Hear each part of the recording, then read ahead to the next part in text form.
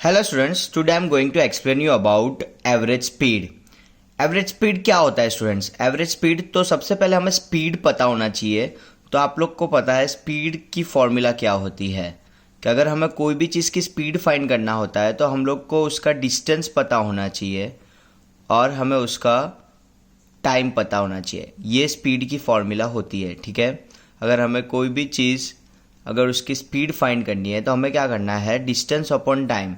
अगर हमें कोई भी चीज़ का मतलब यहाँ से कोई भी कार जा रही है तो कार का एक हमें डिस्टेंस दिया होता है from point A to point B, मतलब पॉइंट ए से बी तक।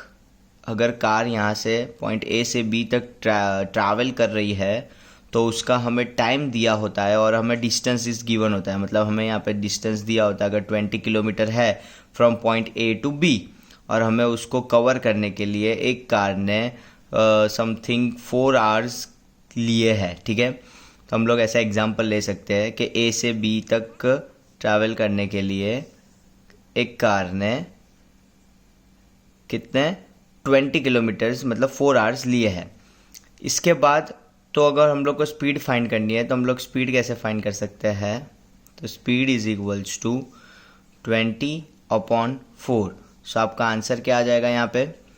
It will be the 5 kilometre per hour, ठीक है। तो ये आपको स्पीड का टॉपिक पता है कि स्पीड कैसे फाइंड की जाती है। Now I am going to explain you about the average speed. मतलब ये यहाँ पे आप देखो कि अगर स्पीड हमें यहाँ पे 5 किलोमीटर पर आवर यहाँ पे समझे, मतलब इसका मतलब ऐसा हुआ ना कि हर 1 आवर में जो कार है वो 5 किलोमीटर ड्राइव होके जा रही है, मतलब उसकी जो स्पीड है वो 5 किलोमीटर पर आवर है। तो ऐसा तो हो नहीं सकता। स्पीड जो होती है ना वो इंक्रीज होती रहती है, डिक्रीज होती रहती है। तो हमें फिक्स नहीं पता होता कि कार एक ही स्पीड से यहाँ ए टू बी गई थी, ऐसा ज़रूरी नहीं होता है।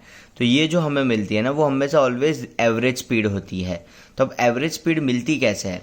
तो आपको समझना है कि जब भी हमें एवरेज स्पीड फाइंड करनी होती है तो आपको क्या करना है, अगर आपको एवरेज स्पीड फाइंड करनी है तो हमेशा एवरेज स्पीड में क्या होगा, जो डिस्टेंस होता है ना, तो आप जितना भी डिस्टेंस आपको क्वेश्चन में दिया वो सारे डिस्टेंस को टोटल डिस्टेंस में कन्वर्ट हो जाएगा। तो आपका आंसर आएगा टोटल डिस्टेंस अपॉन, और जो भी टाइम लगता है तो टोटल टाइम।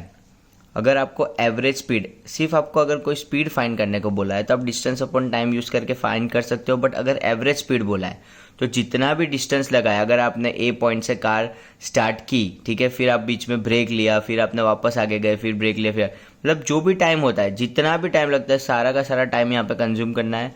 यहाँ पे आपको लिखना है, काउंट करना है, that is a total time.